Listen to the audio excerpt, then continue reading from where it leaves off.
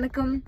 நம்மளை பத்தி நாம கிட்ட குறை சொல்றவங்க, சாரி தப்பா சொல்றேன், வேற ஒருத்தரை பத்தி நம்ம கிட்ட ஒரு சிலர் இவங்க அப்படி பண்றாங்க இப்படி பண்றாங்க அப்படின்னு குறை சொல்றாங்க அப்படின்னா தயவு செஞ்சு காது கொடுத்து கேட்காதீங்க. ஏன் அப்படி நான் சொல்றேன் அப்படின்னா, உங்ககிட்ட இன்னொருத்தரை பத்தி குறை சொல்ற அதே நபர் உங்களை பற்றி வேறொரு நபர்கிட்ட குறை சொல்வதற்கான அதிகமான சாத்தியம் இருக்கேன்னு அவங்களோட இயல்பு. அவங்க அதை மாத்திக்க முடியாது.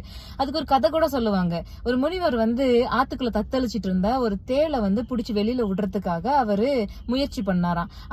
அவரோட சீடர்கள் ஒரு குச்சி எடுத்து கொடுக்குறாரு. அந்த முனிவர் அந்த தேளை புடிச்சு வெளியே விடுறாரு. இந்த மாதிரி ட்ரை பண்றாரு. அப்ப அந்த தேள் என்ன பண்ணதா முனிவரோட கையை கொட்டிருச்சான்.